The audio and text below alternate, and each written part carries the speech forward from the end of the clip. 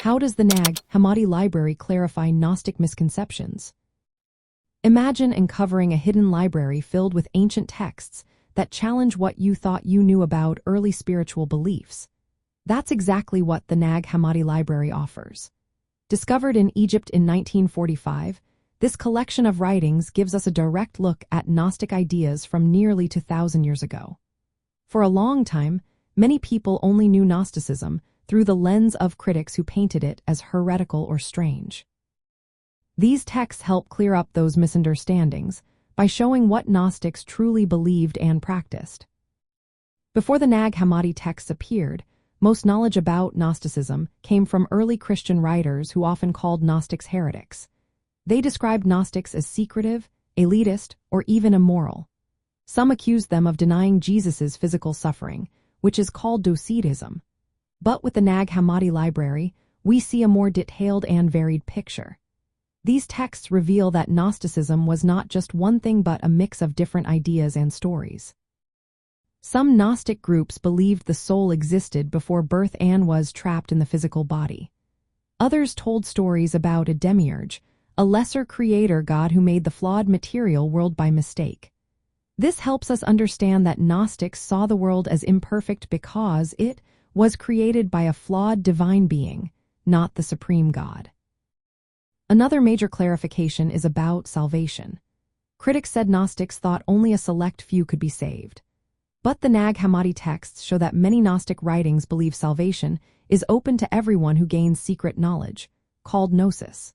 This knowledge helps people realize their divine origin and escape the material world to reunite with the higher divine realm. It's not about being chosen or predestined but about awakening to one's true spiritual nature. People also misunderstood Gnostic ethics. Some thought Gnostics rejected social rules or indulged in immoral acts. The texts suggest practices varied widely. Some Gnostic groups accepted marriage and social life, while others focused on spiritual purity. The idea that all Gnostics were extreme ascetics or libertines isn't accurate.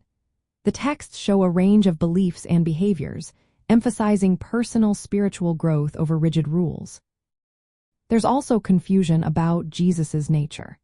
Critics claimed Gnostics believed Jesus was only a spiritual figure who did not suffer physically.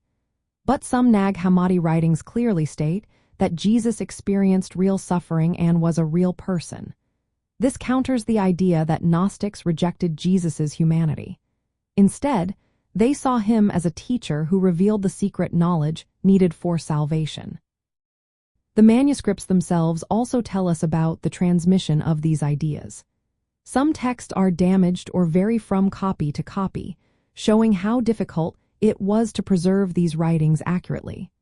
This reminds us that understanding Gnosticism requires careful study of these ancient texts in their context. Overall, the Nag Hammadi Library acts like a window into a spiritual world that was misunderstood for centuries.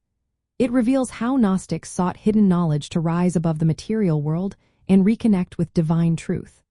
For modern seekers and scholars, these texts are a treasure chest of authentic spiritual ideas, symbolic language, and alternative views on life and salvation. They help us see that early spiritual traditions were more diverse and complex than the simple stories told by critics. This discovery restores a vital part of spiritual history that had been overlooked or misrepresented for too long.